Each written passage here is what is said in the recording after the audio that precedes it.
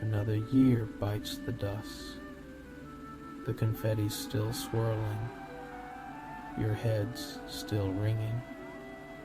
Maybe it's the cheap champagne.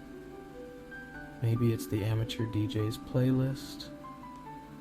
Or maybe, just maybe, it's the hollow echo of another year gone by. You know the feeling.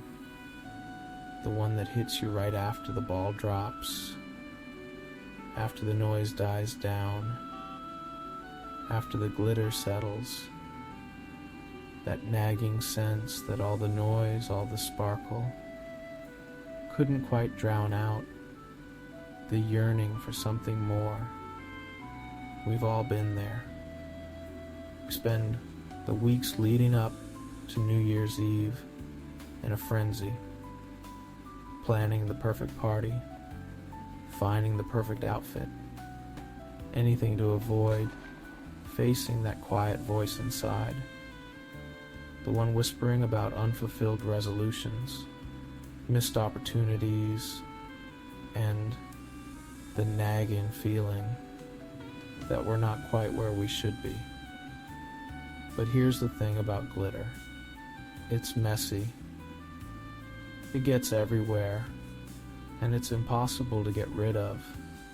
Kinda like those regrets and anxieties we try so hard to bury under a mountain of party hats and noisemakers. We tell ourselves that this year will be different. This year we'll stick to those resolutions. This year we'll be better, do better. But the cycle continues. We make promises we can't keep, set goals we abandon before Valentine's Day. And you know who just loves this whole charade? You guessed it. The guy with the horns and the pitchfork, the Prince of Darkness himself. He's got a front row seat to our annual spectacle of self-delusion. He's the one spiking the punch with just a little extra temptation and heedlessness, cranking up the music just a little too loud, making sure the distractions never end. He's a smooth operator, that devil. He knows our weaknesses, our insecurities, our deepest desires. He whispers in our ears, telling us we deserve that extra slice of cake, that we can always start our diet tomorrow, even though gripped with diabetes, that it's just one more drink, even though the doctor said never again, one more dance, even though our hearts don't dance, our bodies force a dance, one more night of reckless abandon, just like we felt abandoned. And now we abandon ourselves in abandonness. He thrives on the chaos, on our inability to resist the lure of immediate gratification. He doesn't want us to think about the consequences, about the long game, about the things that truly matter. He wants us distracted, disillusioned, and ultimately disconnected from our true selves. But here's a secret the devil doesn't want you to know. There's another party going on.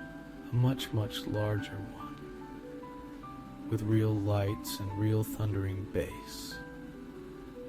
A party in the universe.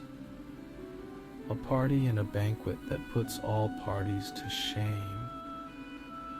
Where the gowns of angels shimmer like the refiner's gold, like jewels in their eyes, their voices like nightingales singing his praise throughout eternity forever and ever. It's happening in places of peace and reflection, in churches, temples, mosques, in the quiet corners of our own hearts. It's a gathering of souls seeking something more than just a good time. They're looking for meaning, for purpose, for a connection to something bigger than themselves.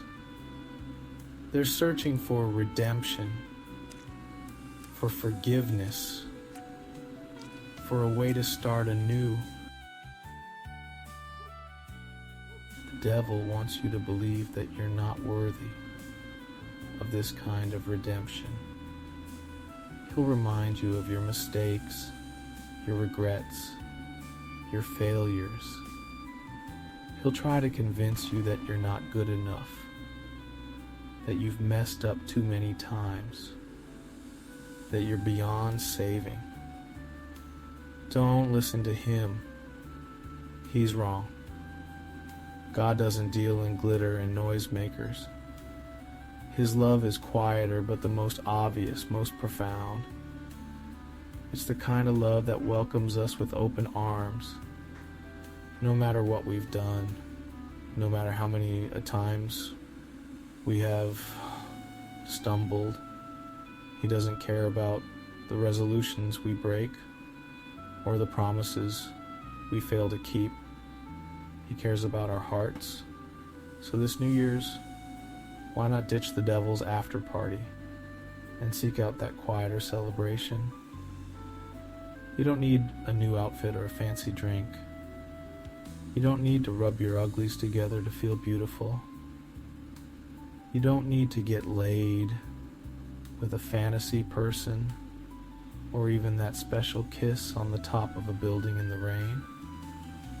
When it rains, it is a time to pray, not to play.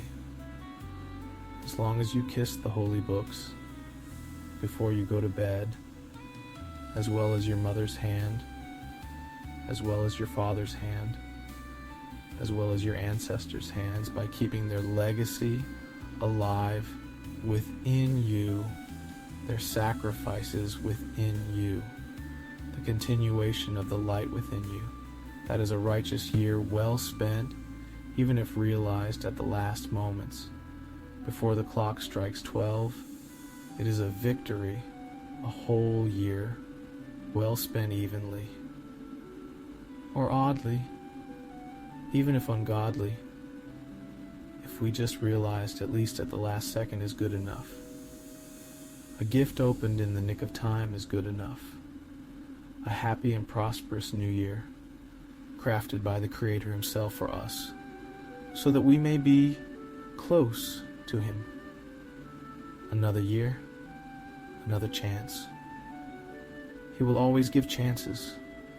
Another year, another chance, another decade, another chance, another century, another chance, another millennia, another chance, another mega annum, another chance, and more, and more, and more.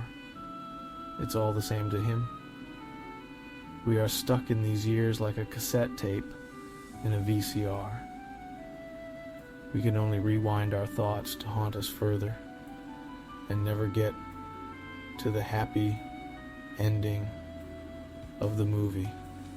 The VCR, the cassette, a sign of his abstracted creations of our lives. All you need is a willingness to embrace the past, make sense of the past, and embrace the transformative power of the past, present, and future of the forgiveness of God and hope. Keep fearing, keep doing, keep believing, and keep asking from the Creator.